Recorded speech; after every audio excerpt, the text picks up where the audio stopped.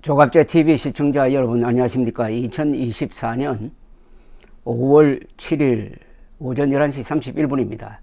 윤석열 대통령이 민정수석실을 신설하고 또 검사 출신을 수석으로 임명했습니다.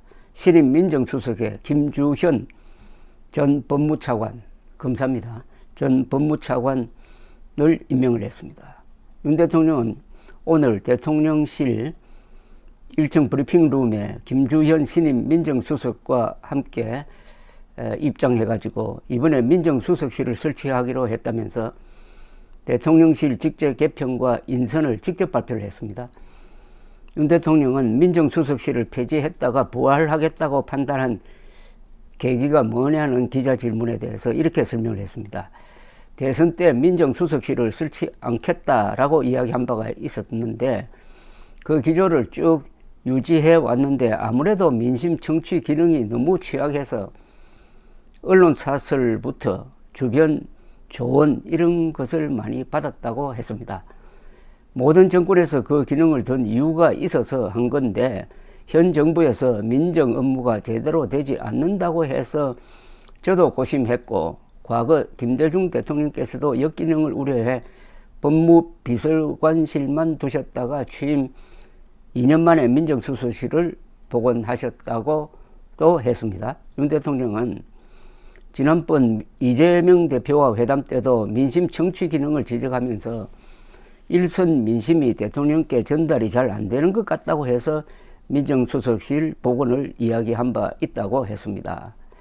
윤 대통령은 야당에서 민정수석이 윤 대통령 사법 리스크 방어용 아니냐는 지적이 나온다는 기자 질문에 대해서는 이렇게 이야기를 했습니다. 민정수석은 국민을 위해 설치하는 것이다. 민심정보라고 하지만 결국 정보를 수집하고 다루는 일이기 때문에 사실 우리나라뿐 아니라 세계 어느 나라에서도 정보를 다루는 부서는 법률가가 하면서 정보 자체가 법치 테두리 안에서 이루어지도록 하고 있다고 했습니다. 이것은 사실과 다릅니다. 정보를 다루는 책임자가 법률가라는 이야기는 금시초문입니다. 그렇지 않습니까? 오히려 법률가는 정보를 다루는데 부적격자일 가능성이 많습니다. 그렇기 때문에 과거 역대 정부에서도 법률가 대부분 검사 출신이 민정수석을 맡은 것이라면서 그리고 사법 리스크가 있다면 저에 대해 제기된 게 있다면 제가 풀어야지 민정수석이 할 일은 아니라고 생각한다고 했습니다.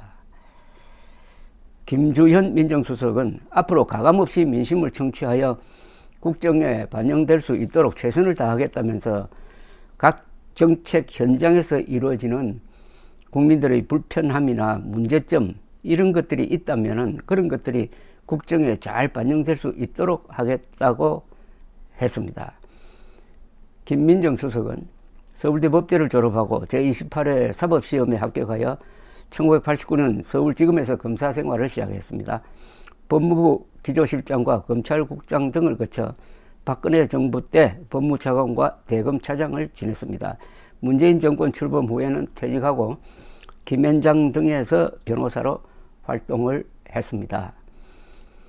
민정수석에 검사 출신이 들어가면 자연히 민정수석과 검찰과의 관계가 성립이 되는 겁니다. 그런데 그 관계가 갈등일 수가 있고 또는 어느 한쪽이 종속될 수가 있습니다. 지금 권력의 구조라든지 윤석열 대통령의 지지율 하락이라든지 국힘당의 총선 패배라든지 이런 걸 감안한다면은 검찰이 민정수석의 말을 고분고분하게 들을 수는 없을 것입니다. 그러면은 갈등이 더 첨예화될 가능성도 있습니다. 검찰이 정치를 하는 것은 문제가 있다는 것은 윤석열 한동훈으로 해서 이미 200% 정도 증명된 바가 있습니다. 민정수석은 정치는 아닙니다만은 그 성격상 매우 정치적인 자리입니다. 민정수석에 검사가 들어가면은 다른 수석보다도 월등한 힘을 갖게 되는 것이 과거의 관리였습니다. 과거. 그런데 그 과거로 돌아가면은 틀림없이 현 검찰과 갈등을 빚게 될 것입니다. 그런데 윤석열 대통령은 최초의 공약이었던 청와대 이전은 여론의 반대에도 불구하고 감행을 해가지고 지금 국가 지휘부를 엉망진창으로 만들어 놓았습니다. 근데 이것은 수정할 생각을 하지 않습니다. 근데 민정수석 없애겠다고 해놓고 한 2년 동안 해보다가 불편하니까 또 이건 새로 만듭니다. 더 급한 거는 청와대 문제를 해결하는 겁니다. 지난 5월 5일 어린이날에도 청와대에 가서 행사를 했습니다. 윤석열 대통령은 청와대를 참 좋아합니다. 이 사람. 청와대를 제왕적 권력의 상징이라면서 침을 뱉고 나와서는 청와대 들락날락합니다. 영빈관도 사용하고 상춘제도 사용하고. 지금 옛날 국방부 건물이 대통령실이 되었는데 거기에는 정이 붙지 않고 계속 청와대를 기웃거리고 있습니다.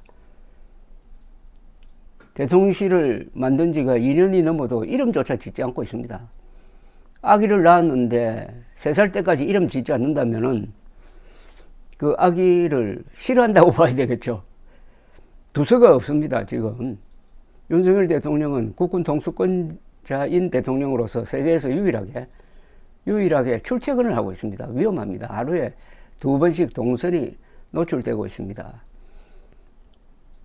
대통령실이 국방부로 들어가는 바람에 국방부는 그 옆에 있는 합참 빌딩으로 옮기고, 합참은 수도 방위사령부로 지금 옮겨갈 계획을 세우고 하는데 예산이 어마어마하게 들어서 아직 공사도 시작하지 못했습니다. 윤석열 대통령은 뭐 그럭저럭 이렇게 지난다고 하더라도 다음 대통령이 과연 지금 대통령실로 들어가려고 할 거냐, 아니면 청와대로 복귀할 거냐, 아니면은 아예 세종시로 갈 거냐, 그건 천도입니다. 천도. 이거는 헌법 위반입니다만, 이런 식으로 지금 국가 지휘부를 엉망진창으로 만들어 놓으니까 머리맡이 뒤숭숭합니다. 사람이 잘 때 머리맡에다가 휴대폰 갖다 놓고 휴지 갖다 놓고 신문 쪼가리 갖다 놓고 자면은 그 잠자리가 편하겠습니까? 잠자리가 편하지 않으면은 어떻게 됩니까? 대통령의 잠자리가 편하지 않고 국가 지도부의 잠자리가 편하지 않으면 일에 두서가 없어집니다. 지금 윤석열 대통령이 하고 있는 게 한마디로 말하면은 앞뒤가 맞지 않는 일을 해놓고 수습을 못하고 있습니다. 의료 대란이 좋은 예입니다. 그런데 또 민정수석을 검사로 채워가지고 국가 운영을 하겠다고 합니다. 전도가 그렇게 밟지 못합니다. 감사합니다.